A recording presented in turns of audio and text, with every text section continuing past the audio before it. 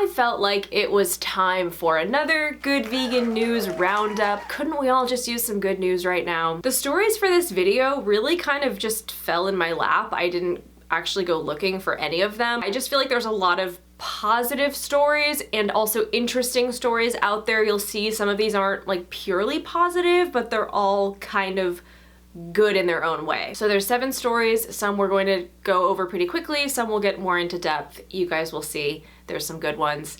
And let's get into it. Starting with a piece of news I'm sure many of you have heard by now. Beyond Meat's new beef gets a Whole Foods makeover. Avocado oil, lentils, and 60% less saturated fat. This story is all over right now, but today we'll be talking about the Veg News article. Pioneering company Beyond Meat just unveiled its new Beyond 4 platform. The article first talks about the early success of Beyond Meat in the US and overseas. At home, Beyond Meat's success, highlighted by its high-flying IPO in 2019, made it a target for the Center for Consumer Freedom, CCF, a nonprofit that advocates for the traditional meat industry. The critique the CCF was forming against the plant-based meat industry at large had to do with its ingredient list. At the height of plant-based meat's popularity in 2020, when category sales spiked 148%, the CCF took out ads in the New York Times and the Super Bowl with the intent to stir doubt about whether eating plant-based meat was healthy. I actually didn't know about this. I knew that this was a big talking point in the anti-vegan and anti-mock meat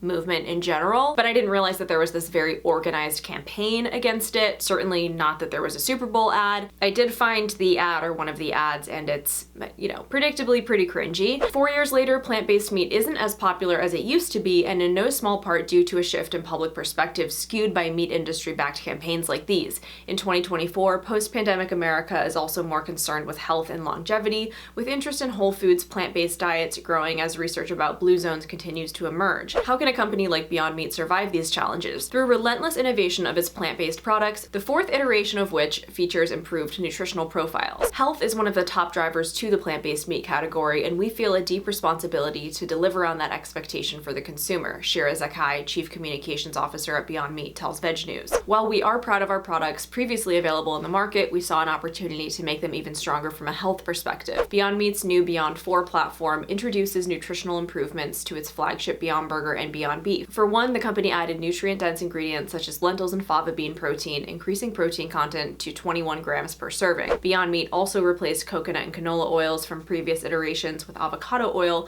which plays a crucial role in this new formulation. Beloved by the health community for its strong nutritional profile, including being high in heart-healthy monounsaturated fats, avocado oil also has multiple culinary benefits. Beyond Meat's shift to avocado oil also allowed for a 60% reduction compared to the previous Beyond Beef iteration in saturated fat to just 2 grams per serving. To develop Beyond 4, the company collaborated closely with leading scientists, doctors, and registered dietitians. The new formulation was also influenced by cutting-edge research from the Plant-Based Diet Initiative at Stanford Medicine. Moreover, Beyond Meat worked closely with the nutrition team at the American Diabetes Association to open the first ever plant-based meat category for their Better Choices for Life program. Beyond Steak and the new Beyond Burger 4 and Beyond Beef 4 are the first plant-based meat products to meet the nutritional guidelines of ADA's Better Choices for Life program. The company is planning a full marketing campaign for its Beyond 4 products to emphasize their robust health benefits. We are excited to unveil these changes to consumers and are confident they are going to love the enhanced taste and nutritional profile of the new burger and beef. My first reaction is, so this is basically an entirely different product. It feels like it's beyond, no pun intended, just a change to the formula. I just find this whole thing really interesting. I feel like this is a very interesting moment in the history of mock meats. Last year I did an entire video about mock meats and the state of them. Essentially I talked about the different categories of mock meats.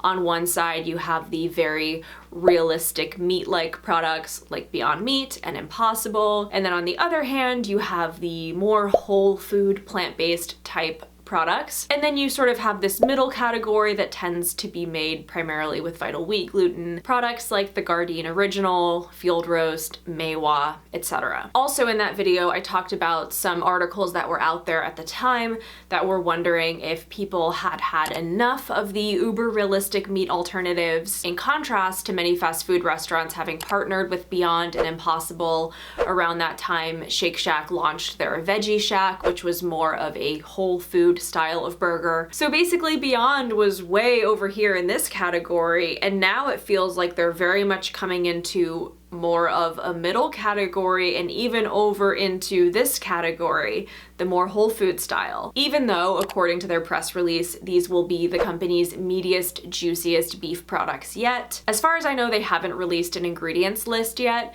but it sounds like what they're saying is we've managed to take all the health benefits of this category and merge them with the satisfaction benefits of this category in this one amazing product. So we will see, I guess, if that's true. Beyond Meat has been struggling over the last few years, and so now it feels very much like they're going back to the drawing board and almost, I don't want to say starting fresh, but it definitely feels like a new beginning for them. Beyond was never supposed to be a super healthy burger. That's never what it was purported to be. But it feels like they're really giving in to all the criticism they've received. So I would think if Beyond is going to be doing this major overhaul, that this would just be an option. But it seems like they're actually replacing all their products with this new formula. It feels like a pretty big gamble that could really pay off or be somewhat of a disaster. I guess we'll just have to wait and see. Next story. PETA proposes a vegan update for Palworld, awaits Pocketpair's response. This story merges a few of my worlds. Some of you know that my boyfriend is a big gamer. He's also a game designer. So I was familiar with this game, Palworld. I have heard quite a bit about it from him. For those who aren't aware, it's a new game that came out in January. It was made by a Japanese developer named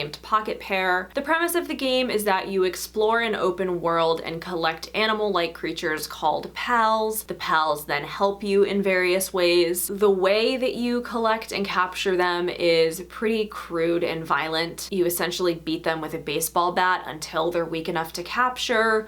While you're beating them, they cry while you're hitting them, and it's a very realistic animal being hurt type of sound. Some of them are completely helpless. Some of them will actually fight back and try to hurt you. Once you capture them, you keep them on your land where they essentially work for you and you essentially exploit them. For me, on the surface level, it seemed like the type of game I would really like. I really like the art style of the game. It's a more kind of cartoony art style, which I prefer over super realistic looking art styles. It's an open world, which I enjoy, and you're also in nature, which I really love in video games. However, I couldn't really watch Paul play it that much because the aspect of capturing and domineering the pals really bothered me. And here's the thing, obviously video games can be violent, everybody knows that. But in this particular game, the violence juxtaposed with the cutesiness of the world and the pals is pretty jarring. But the overall mechanics of the game seem to be really, really fun for people to play, and this game has been insanely popular. It has broken download records on various different gaming platforms. So how PETA got involved was someone from the website Insider Gaming reached out to them, and I thought this quote from the journalist Grant Taylor Hill was interesting. I thought it would be prudent to check in with PETA to see where the charity stands on the topic of animal cruelty and abuse in Palworld. From the moment I booted up Palworld, I found myself punching the living daylights out of sheep and cat-like creatures, trapping them in pal spheres, and putting them to work in my base, building up my early game empire. It struck me that this gaming journalist seemed to be bothered by the cruelty, or at least that it stood out to him enough that he was like, I'm gonna check in with PETA on this. PETA then issued a statement to them about the animal cruelty portrayed, although the statement was more about the eating of pals. I think at that time PETA didn't really understand the grand scheme of the game. They just knew that in the game you can eat your pals. They seemed to get up to speed, and then last week they released this article proposing new features in a series of updates that would allow players to progress without harming any pals. I don't want to burst anyone's bubble, but there's a 99.99% chance that this is not going to happen. I don't see any world in which Pocketpair will go, oh yeah, let's change the game completely to appease PETA. But I don't think that's the point here. This is a big part of what PETA does, which is simply bringing awareness to humans' relationship to animals and our perceived dominance over them, which will hopefully encourage people to ask Yeah, why are we being so mean to the pals? Why can't we come up with fun gameplay mechanics that don't require us to bludgeon a cute, helpless animal into submission? I'm aware this isn't necessarily good news, but it did give me hope, having seen what I saw, to know that others saw the same thing and were bothered by it. It's too bad that so many video games, even really cutesy ones like Palworld or Animal Crossing, involve so much animal exploitation. It's a particular topic of interest to both Paul and me, and I'm not sure what the answer is at this point, but hopefully publicity like this and conversations like this will help push gaming into a more inherently compassionate direction. Let's move on to the next story, which is just purely positive. UK vegan population increased by 1 million in a year, study finds, and this is from Plant-Based News. The number of vegans in the UK exploded in 2023, research suggests, with 1.1 million more people living a fully animal-free lifestyle than a year earlier. The research is part of an annual survey by Finder.com, a personal finance comparison site. It suggests there are now 2.5 million vegans in the UK, equivalent to 4.7% of the population. While there were reports of a dip in sales of meat substitutes in 2023, our survey suggests that this hasn't impacted the number of people identifying as vegan. Meat consumption dropped to record lows last year, with more people switching away from animal products. Recent lists by Happy Cow ranked 2 British restaurants in the world's top 10. In a separate list, London came out on top as the top vegan city in the world. A further 2 million people intend to adopt a plant-based diet in 2024, the study claims. When including vegetarianism and other non-meat diets, the study suggests that almost 1 in 5 people in the UK is now leaving meat entirely off their plate. This figure is expected to increase by 6.4 million in 2024. The move towards veganism comes as more younger people are avoiding meat. Generation Z is at the forefront of the dietary shift. More than half of Gen Z could be following a meat-free diet by 2025, the study projects. I feel like it can be hard to get a sense of how veganism is doing overall. There's constantly stories about people going vegan, people stopping being vegan. Things tend to be pretty polarized online, so it is nice when we get more tangible, measured data like this. I'm happy to see veganism growing in the UK. I think it's a good sign overall, and I'm also happy to see that, you know, the sales of mock meats dipping did not necessarily mean that the number of vegans dipped, which seemed to be the implication of a lot of those headlines last year. So I just thought this was really nice to see. The next story is the Catskill Animal Sanctuary being featured in the New York Times Sunday edition. Some of you may be familiar with Catskill Animal Sanctuary, some may not be. It's an animal sanctuary in Saugerties, New York. It was the first animal sanctuary that I ever visited. Paul and I went there for our anniversary one year. We stayed at the bed and breakfast that they have on the property. It was so nice. It was the perfect way to spend our anniversary. Needless to say, it's a sanctuary that has a very special place in my heart. It's also a really big sanctuary. I want to say it's one of the biggest on the East Coast. So the New York Times article is titled, "Sanctuaries Can Protect Animals from Abuse but Not Climate Change." Again, this isn't the best news. Basically, the news is that they have to find a new home as a result of climate change. They've been dealing with flooding since they're located in a valley. This story was actually more about climate change than anything else, but I thought it was really nice to see an animal sanctuary spotlighted in the New York Times. And it was originally a digital story, but then it made it to this past Sunday's print of the paper, which is a really big deal. Anytime a mainstream media outlet, especially the New York Times, spotlights an animal sanctuary, I think that's a great thing. Obviously, I wish them the best in their search and transition to a new location. Definitely follow them on Instagram to keep updated and for ways to support them. Our next story, court rules child discriminated against after school refuses her vegan meals. This one is from Plant-Based News. A school that refused to provide plant-based meals for a vegan child discriminated against her freedom of thought and expression, a court in Denmark has ruled. A lower court in Hjørring ruled that vegans are protected by the European Court on Human Rights. In the ruling, the court stated that vegans have the right to not be treated worse than people without vegan convictions who are in a similar or comparable situation. The Vegetarian Society of Denmark brought the case on behalf of a young child whose kindergarten had denied her the right to plant-based food. As well as refusing to provide vegan meals, the kindergarten would not let the girl bring a packed lunch. As such, it discriminated against the family by denying them the chance to practice their way of living. The ruling drew on Article 9 of the European Convention on Human Rights. It starts, "Everyone has the right to freedom of thought, conscience, and religion. This right corresponds to Article 19 of the Universal Declaration of Human Rights. The court awarded the family a symbolic compensation of around 1,500 euros, plus legal expenses and fees. However, the impact of the ruling could be much larger. Significantly, it establishes a precedent that vegans cannot suffer discrimination under European human rights law. It should be noted that Danish courts have to follow the European Court of Human Rights, as do other European countries," commented Rune Christopher Dragstall, the Secretary General of the Vegetarian Society of Denmark. So we hope that this win for Denmark, based on a Danish court's interpretation of the ECHR, might be helpful or encouraging for vegans in other countries. In April, another Danish court will hear a separate case brought by the Vegetarian Society of Denmark. This case involves a woman who was denied a plant-based meal at hospital during her pregnancy. Obviously, that also sounds like a very interesting case, somewhat different from the girl in the school case. This is a big deal, like the article said, in terms of the precedent that it sets. There have been a few cases, mainly in Europe, of vegans being deemed worthy of the same protection as religious groups. You know, establishing that it goes beyond, "You're being difficult, but I'll provide an option for you as a favor." And more, that this should be a non-negotiable, that there will be a vegan option in any food setting. Especially with the child in the school, not only was she being denied the option, she was being denied the ability to bring her own option, which seems very extreme.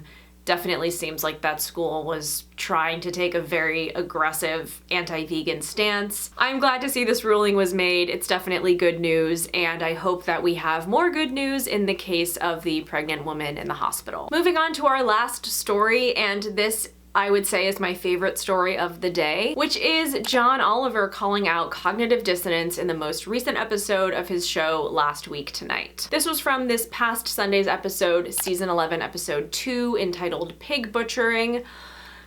It can already tell from the title of the episode, we're gonna be getting into some I don't regularly watch this show, but I know it's very popular. This past Sunday's episode discussed the increasingly popular pig butchering scam, which, as I understand it, is an increasingly common scam where someone will form an intimate connection with a person online, usually over dating apps, and then spins an elaborate tale about an investment opportunity, then begins to scam them out of money by having them purchase cryptocurrency. You know, just modern day romance. There's an entire segment of the show about that, and in fact, the show is named after the segment. But interestingly, John Oliver spends almost 2 minutes of the segment talking about the name of the scam, and specifically that whenever these scams are mentioned, the news reporters tend to act really squeamish about the name. I'm going to have to talk through this clip, unfortunately, because YouTube is not letting me use the audio. But John Oliver talks about how the newscasters can't seem to get over the name of the scam. The newscaster says it's called a pig butchering scam, and it might sound like a gruesome name, but that's because the amount of money victims are losing is painful. Another clip says the scammers have a terrible term for what Wendy went through. They call it pig butchering. Another clip says the New Mexico Securities Division calls them pig butchering scams. I know, but listen, don't worry, there are no pigs or any other animals involved. Cuts back to John Oliver saying, yes, don't worry, there are no pigs harmed in this pig butchering scam. Although if the words do make you squeamish, it's worth noting that there is a process through which pigs are harmed every day. It's actually how we get bacon, pork, and other products. It's called pig butchering, and it's exactly what it sounds like. Essentially, he's calling out the potential cognitive dissonance in people being upset about the name of the scam,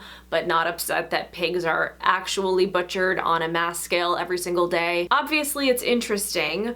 Calling a predatory scam a pig butchering scam seems to be acknowledging that butchering pigs is bad. Acknowledging, like the first newscaster did, that it's painful, or at least that pigs are victims, right? The way these newscasters are talking about it, it's almost as though we're all in agreement as a society that pig butchering is bad. Especially the last reporter saying, don't worry, there's no pigs or other animals involved. But it's like, yeah, no, we should worry. If the idea of pig butchering upsets you, definitely be worried. And of course, you have to wonder how many of these newscasters acting upset about the name eat pork products themselves. And I also have to wonder, is it only upsetting to humans because it's being used to describe something that's happening to humans? Is it not about the pigs at all? I'm also not sure who named the scam, like if it was the scammers themselves naming it that, or if it was the authorities seeing what was happening and calling it that. The segment goes on. John Oliver says the name makes a little more sense once you understand how the scam actually works. They then cut to a special agent talking about the scam. He says it just refers to raising little piglets, fattening them up, and butchering them. They're fattening up their victim with false promises before bleeding them dry. John Oliver says that is rough because imagine being a victim of this scam and suddenly learning the shorthand for people in your situation is the pigs. Although I will say it could have been worse. Pigs are awesome. They're one of the most intelligent animals on the planet. They're smarter than dogs, most 3-year-olds. Phrase that the police never seem to appreciate. It's actually an honour to be compared to a pig. So much to discuss in this clip.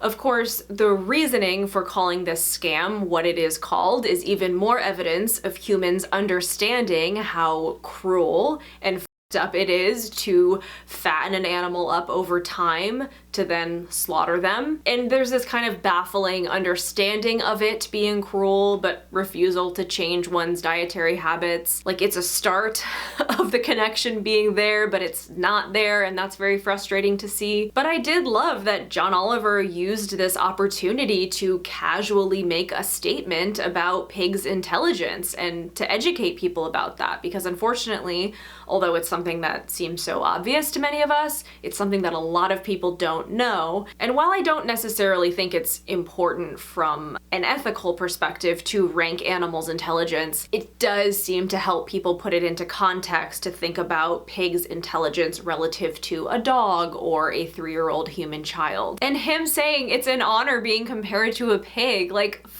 yes. There are so many examples of this with animal-centric phrases. Pig specifically is, I would say, the most often used in a very derogatory way to imply that someone is misogynistic or stupid, and obviously used in a derogatory way against police officers. I just love that the whole first 2 minutes of this segment is John Oliver calling out cognitive dissonance. You can be scandalized by the name of this scam, but also be scandalized by the fact that we actually butcher 1.5 billion pigs per year. I thought this was very vegan coded of John Oliver or his writers, and I really appreciated it. I don't know if he's vegan, I don't believe he is, but this being the lead-in to the segment I thought was very effective. So that's it for today's Good Vegan News Roundup. I really hope you guys enjoyed these stories. Give this video a thumbs up if you did. Let me know what you thought of them in the comments below. And I'm super excited to be going live again on my channel next Friday, March 8th. So not tomorrow, but a week from tomorrow, next Friday. I hope to see a lot of you guys there. It's going to be at 2 p.m. Eastern. I just did a community post about it. I put a poll up for what you'd like to see me do in the stream, so go vote on that if you'd like.